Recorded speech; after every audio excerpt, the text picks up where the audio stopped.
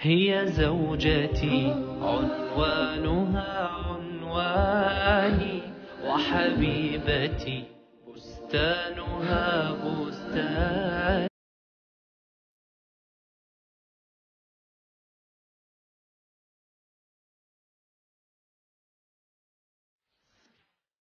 Dukkan yabo da godiya kyawawa tsarkaka sun tabbata ga mahaliccinmu Allah.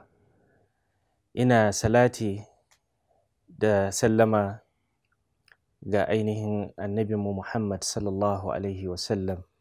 Allah ya daɗa tsira da aminci a gare shi. Bayan haka ‘yan uwa masu kallonmu a cikin wannan shiri na kundin iyali, ina mana sallama ta addinin musulunci. Assalamu alaikum wa rahmatullahi wa barakatuh. Lale marhaba a cikin gida na farin ciki, gida mai daɗi, gida wanda ainihin soyayya ta lullube shi. ‘Yan uwa, a yau tattaunawarmu za ta kasance a wannan gidan, gida mai daɗi, gida mai natsuwa, gida da aka ɗora tubalinsa a kan kyakkyawan tubali na addinin musulunci. Wani gida ne ya fi kowanne? Wani gida ne mai daɗi? Wani gida ne ake samun jin daɗi da kwanciyar hankali da natsuwa? Ba shakka akwai gidaje da yawa iri-iri, asiri ko in ce cikin sirri Allah kaɗai ya san abin da yake faruwa.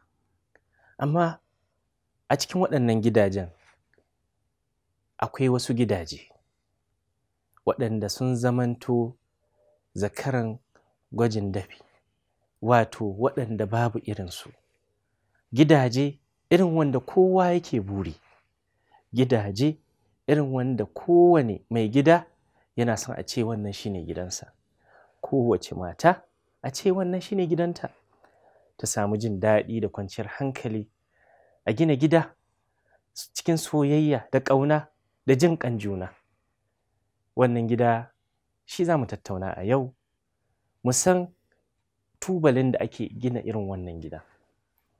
‘Yan uwana masu albarka, iyali masu kallona da saurarena a wannan lokaci, mu sani tubali na farko kuma shi ne ginshiƙi da ake gina gida a kansa kuma ya ɗore a ji daɗin zamantakewa a cikin wannan gidan, shi ne gida da ake samun wato iyalan wannan gida masu addini ne.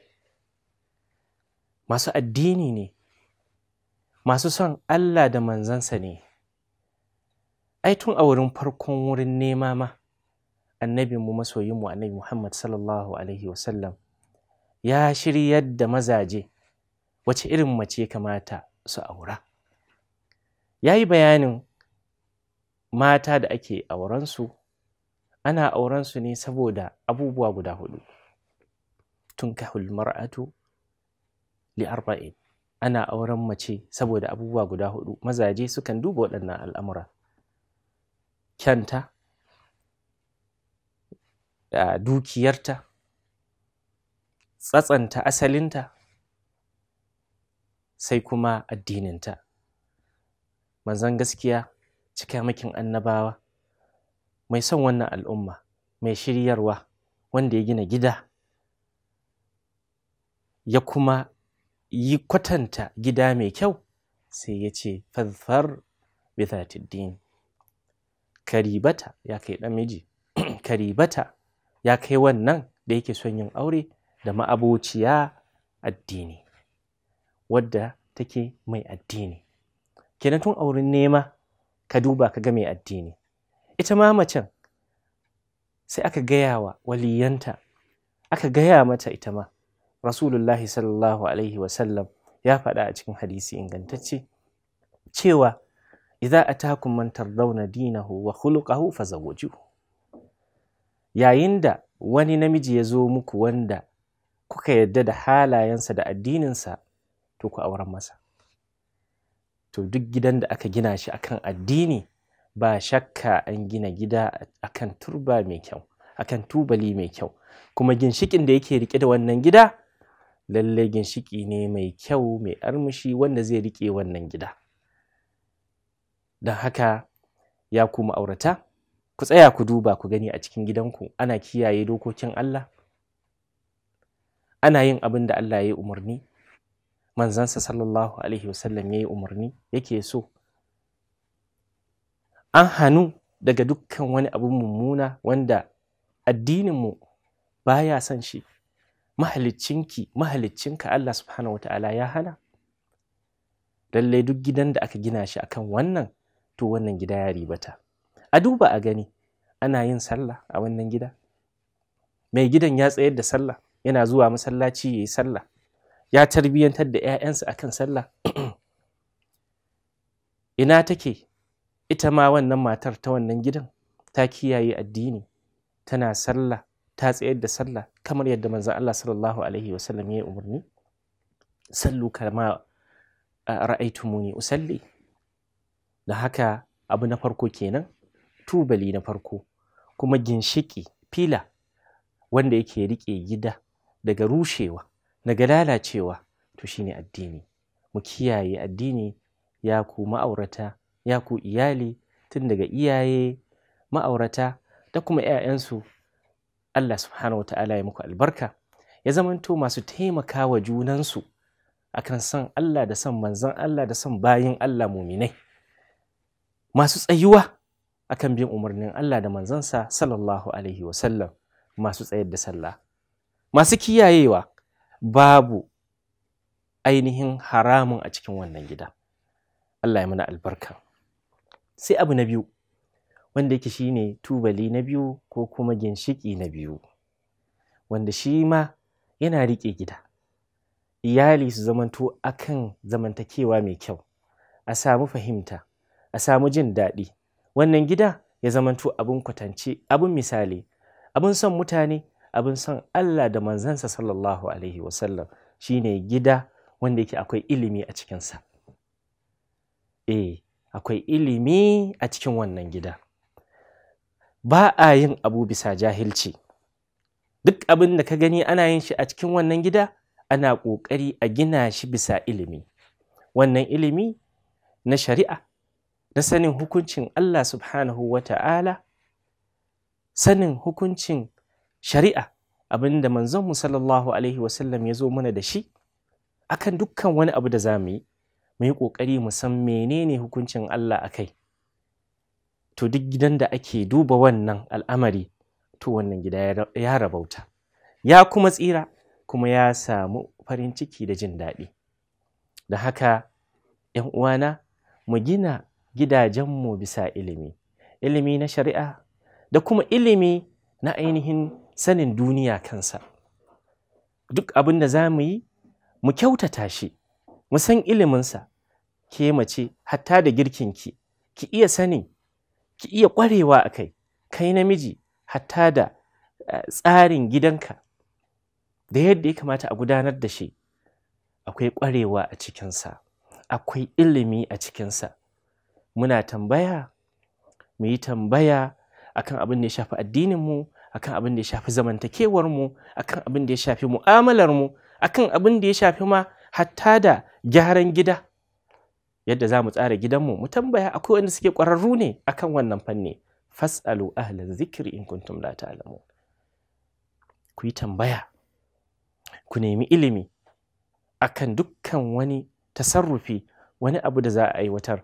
Abu biyu kamar yadda muka faɗa, ilimi na shari'a, na sanin Allah, na sanin dokokinsa da hukunce-hukuncensa. Ka barta tana neman ilimi, kai ma kana neman ilimi a makaranta, a cikin talabishin, a cikin rediyo, a littattafai, ana sauraron malamai, ana karatun abubuwa, kana zama tare da iyalanka, kuna ilmantar da juna.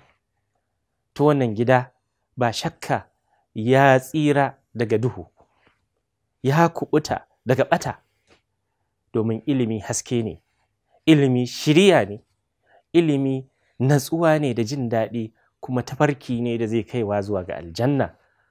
Manzo Allah sallallahu alaihi wasallam ya faɗa a cikin hadisi ingantacce cewa duk wanda ya kama hanya ta ainihin neman ilimi, to Allah zai sauwaƙe masa hanyar shiga aljanna. Ya ku waɗannan iyalan da suke neman ilimi a cikin zamantakewansu, a cikin rayuwarsu, ilimi na addini, ilimi na zamantakewa, na rayuwa, na jin daɗi, na ci gaba, na sana'a, to madalla da ku, madalla domin kun kama hanya mai kyau da za ta kai ku ga tsira. Wannan shine ginshiƙinmu na biyu. Sai ginshiƙinmu na uku, wanda da shi ake gina gida, kuma ginshiƙi ne mai ƙarfi, yake riƙe gida daga faɗuwa, daga rushewa, daga lalacewa, shine bayyana soyayya da ƙauna, bayyana tausayi, bayyana ƙauna da son juna. Kada mai gida yana son matarsa, amma wataƙila bai taɓa faɗa ba ya ce ina son ki, ina ƙaunar ki. To annabinka da ya fi kowa kunya, annabinka da ya fi kowa addini, an tambaye shi sallallahu alaihi wasallam, wai wa ka fi so ne? Ya ce a Aisha. Ce na Aisha matarsa, ita ya fi so, ita ya fi ƙauna. Ya sha nuna mata, ya koya mata soyayya, haka ma ya koya wa sauran matansa. Na Khadija kafin sauran matan nasa an yi zama na soyayya da ƙauna, sun bayyana so da ƙauna a tsakaninsu. Ka nuna kana son matarka, ki nuna kina son matarki ta hanyar faɗa da harshe, a faɗa ina son ka, ina ƙaunarki. Haka addininmu ya koyar. Ku koyar, ku yaɗa soyayya a cikin ‘ya'yanku, a tsakaninku, ku yaɗa ƙauna da so. Allah subhanahu wa ta'ala yana faɗa, wa min ayatihi an khalaqa lakum min anfusikum azwajan litaskunu ilaiha wa ja'ala bainakum mawaddatan wa rahma. A cikin ayoyin Allah subhanahu wa ta'ala da ya halatta muku, ya halicci matayenku, abokan zamanku, ya sanya waɗannan mata su zamanto sukuni, jin daɗi da natsuwa da kwanciyar hankali a gare ku, sannan ya sanya a tsakaninku ku ma'aurata, iyali, ya sanya soyayya da ƙauna da tausayin juna. Don haka duk gidan da aka gina shi akan wannan soyayya, to ba shakka an gina gida akan jin daɗi da kuma tubali wanda ba zai rushe ba, ginshiki wanda zai riƙe wannan iyali har abada bi iznillahi ta'ala. Waɗannan abubuwa guda uku kaɗan kenan daga ciki, insha Allah za mu ɗora. Idan muka kiyaye su, to gida ya samu natsuwa, ya samu jin daɗi, kuma an gina shi akan hanyar wadda za ta kaiwa ga tsira. Allah subhanahu wa ta'ala ya mana albarka, ya tsare gidajenmu daga ainihin baraka da ɓanna da sharrin shaiɗan. Wassalamu alaikum wa rahmatullahi wa barakatuh.